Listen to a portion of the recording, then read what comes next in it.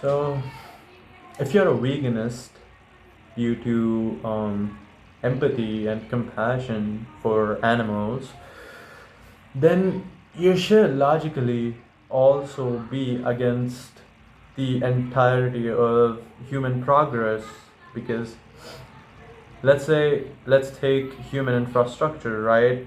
Human infrastructure disturbs the natural ecology of most animals. Like, by just having a house, you're violating an animal's right to their natural ecology and its natural habitat. The more humans have progressed, the more other species have become endangered. But isn't that just sort of like the law of nature? One species' prosperity is another's demise. But if you're more intellectually developed, right? If you're a more intellectually developed species, we should behave more responsibly, right?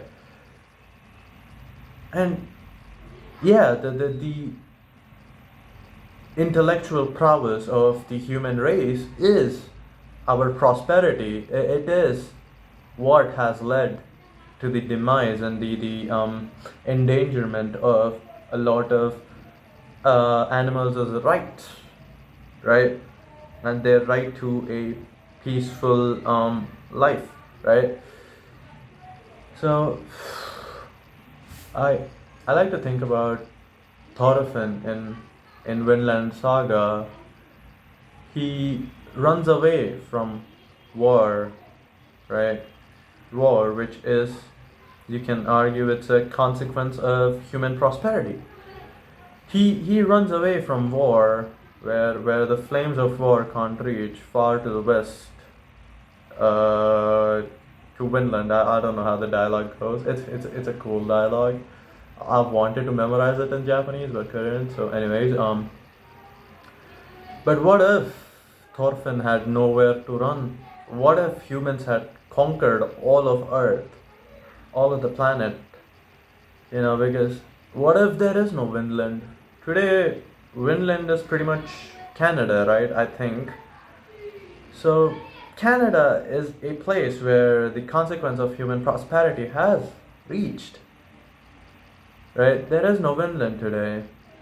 So, maybe the noblest thing to do in today's day and age is to back fight back and to fight towards the most harmonious prosperity we can achieve. Maybe what the veganist is doing is nobler, and I am the ignoble one. But the alternative that the vegans suggest is no less harmful. Let's take the food that vegans consume, almonds, avocados. These are just as harmful or more harmful to the natural ecology of a lot of species. Even the pesticides that are used to grow these things, the water that it takes to grow these things is a lot more harmful than animal husbandry. Like, I don't get the idea of being against animal husbandry and then consuming avocados, almonds, and all things and all other alike things. Okay, I don't know. You get the idea. So farming also disturbs the natural ecology of animals. I don't think you can be a true veganist for the reason of empathy and compassion towards animals and their rights. If you are, then you have to be against the whole human race and its whole prosperity.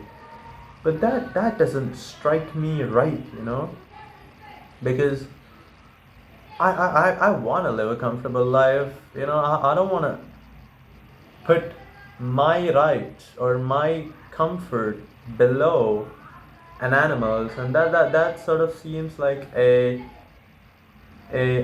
pragmatic answer, right? Because and to be honest, pragmatism never struck me right either. Maybe I should do a lot more reading into pragmatism. Uh, I honestly have a lot of reading to do, but yeah, those are my thoughts on veganism. It's an idea that I have not been able to accept, although I think it's a little noble and virtuous, but it has its problems. An idea that entertaining in my mind without fully accepting it. Maybe the conflict with this idea will be resolved one day, but it's not is not today. The conflict still rages on.